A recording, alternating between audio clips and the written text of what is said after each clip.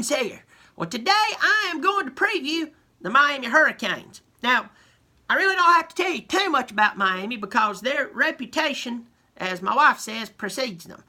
Now, they've won like 5 national championships, really dominated the 80s and went on into the early 90s. They did have a bit of a fall off, then returned to prominence there in the late 90s, early 2000s, won another national championship. You have to think about coaches like Dennis Erickson, Jimmy Johnson, Schnellenberger. Sounds like a man who owns a bunch of trophy Scottish Terriers, just standing out there real proud and bowed up like. And, of course, Larry Coker won national championship in the early 2000s after, got the burpity burps, after Butch Davis come up there, or down there, it's actually quite down there, and changed things after they went through a slump in the mid to late 90s. With that said, we can't forget the laundry list of great football players that they had. Also, some just undeniable... I mean, they knew how to juggle crime and being a football player. You know what I'm saying? I mean, sometimes you got to look at it at a different angle, and you have to think they must have been busy. But I guess I had one of those pocket planners. But really good football players. Had Michael Mervin. Michael Mervin. I went hairlip. Michael Irvin. We know his talent. Had Heisman Trophy winners. Had to write this down. Toretta, I always get his name mixed up. And, of course, Vinny Testaverde, Edgar and James. I know I'm naming them out just different times. Kellen Winslow Jr., I want to say Ed Reed. The Rock. Ray Lewis, of course. I mean, so I could just sit here and read off those names for probably 3 or 4 minutes and still only be half done. They have a lot of tradition.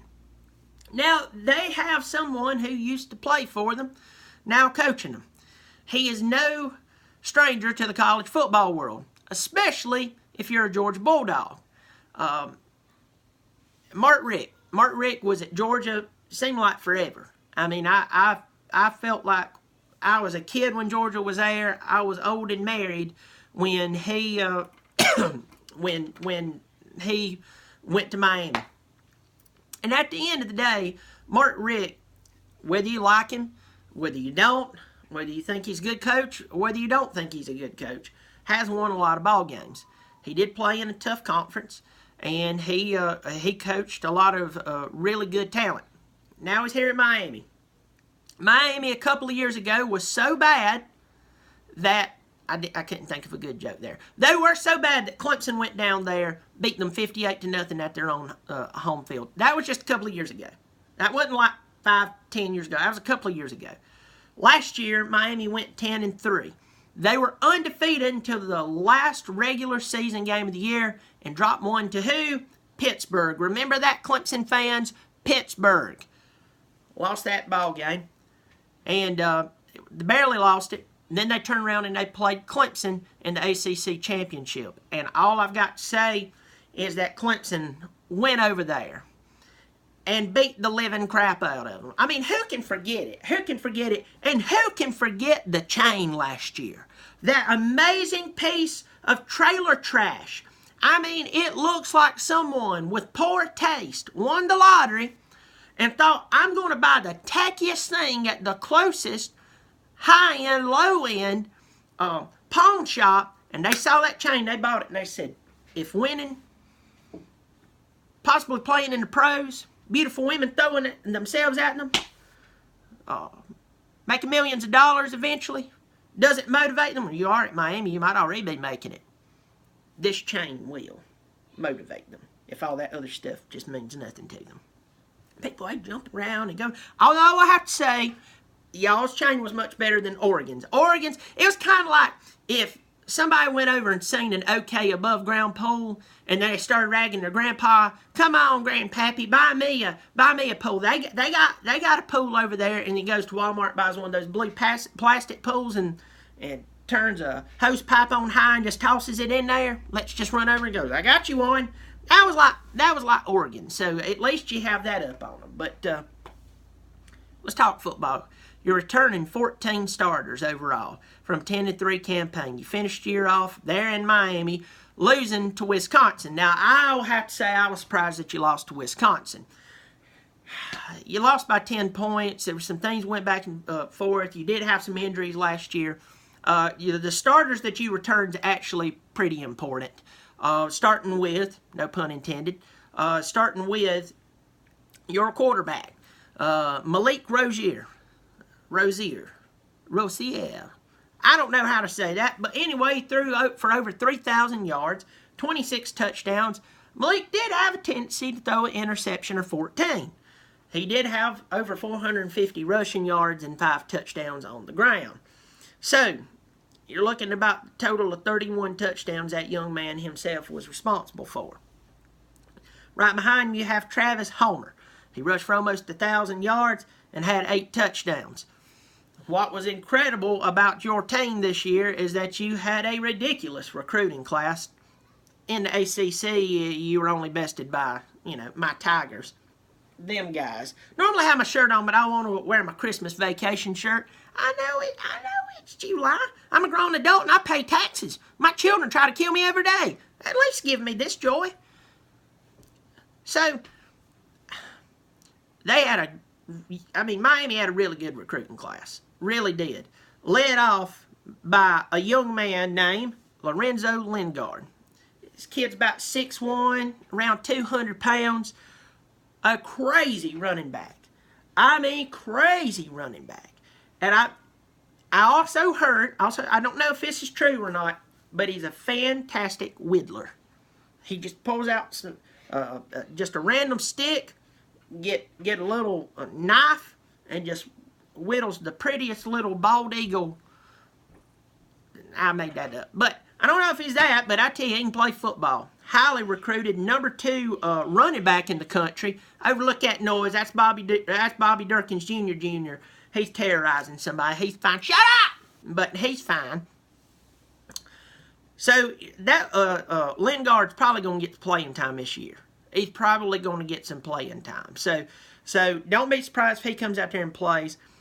Receiving the ball, you did lose some receivers. That young and Barrios or whatever his name was, he's gone. A couple others, but you have Amon Richards. Hope I'm saying that right. About 430, 440 yards receiving. You do have him. You do have 3 starters returning on the O-line, including Navon Donaldson. I tell you, Navon Donaldson's name reminds me of naval. I don't know why. I'm sorry. That is, so on the offensive side of the ball, you do have those starters. Quickly going through the defense for him, make some points. On the defense, you have Shaq Quarterman returning. He's a linebacker, 83 tackles, and that's solid right there. Then Michael Pinkney. I heard his uncle loves to cook barbecue. Best delicious barbecue. Punch your mom in the mouth. We're in the South. That might actually happen. Anyway, Michael Pinkney, 68 tackles, 1 interception. He's a linebacker. The defense is pretty stout. I have to say it. Especially in the second and third level, you got your linebackers and you go to your corners. Michael Jackson, not the singer, not Beat It, not Smooth Criminal, but Michael Jackson's 4 interceptions and 43 tackles. That's solid. And then the youngin' who can really play, but I don't know if I could say his name right, Jaquan Johnson. If it ain't right, y'all can fix it. He's a safety with 4 interceptions and 96 tackles. Good Lord. And also either says he's been walking up to the line or playing a little linebacker too, or too many people getting past the front line. Anyway, that's another subject for a different day. But here's the deal. Before I go over your schedule, I'm just going to tell you this. The problem that I had was at the beginning of the season and throughout the season and at the end of the season, I was still talking about consistency at quarterback with Malik Rozier. I'm having to look down because I wrote down his name and I'm losing it. I don't know why. These kids are killing me. Malik Rozier, and one of the number one things you continually heard about it was Mark Richt told him he would replace him if he didn't play right. If he didn't show what he should show, if he didn't show the fire and intensity, and I do agree with that. But when you continuously hear that harped about all the time, to me that starts to get along the lines of, why do you have to be motivated by just simply having your job taken away from you? I know certain things motivate people differently. I mean, I've got a cousin right now. The only thing in life that motivates her is a Waffle House. She's been there for 15 years. She'll die there. Probably have her ashes scattered, smothered, and covered all over who knows where. But I'm just saying, that motivation just always bothered me, that you've got to hang their job over their head just to get them to want to play football and play their job right. Maybe I'm wrong. And if I am, it's no big deal. But because I'm probably right. So that's something. A lot of people's hanging Malik Rozier. They're really hanging a lot on him. They're saying this season's up to him. They're saying it's up to him, because if everybody would just stay healthy, y'all stand a good chance to do some really good things. Quickly go through the schedule. Very first game, it's in Arlington, Texas, out there at the Cowboys Stadium. You're playing LSU Tigers. Now, I'm going to go ahead and tell you, I know Burrow's transferred from Ohio State there, and LSU always recruits pretty doggone good. I mean, they've pissed away more talent than about anybody. But at the same time, when you play them, just because they have the talent, you still have to respect it. Who really knows if they're going to be any good? I don't. Who knows? LSU will play them. I think that Miami will win this ball game. Now, if this was LSU with a better coaching staff, it'd be different. So it's over there in the Dallas area, Arlington. So LSU is right there. They're way closer than you are, but I think Miami will actually win that ball game. Next game, Savannah State. Yeah. Then you play at Toledo Rockets. Who booked that? I mean, who booked that? I don't care what your reason. That's a bad game. I think you'll beat them. Definitely you'll beat them. Be 3-0. Next, the Florida International Golden Panthers. I'd actually like to see Florida Atlantic on here, but anyway, you'll beat them. Then you play the team who is slated to be the number 2 team in your division, North Carolina Tar Heels, but they're coming to your place. I think you'll take that game. I really do. I think you will take that game, and I think that this time you will be 5-0. Next game, Florida State. You got to play Florida State. I think you'll beat them.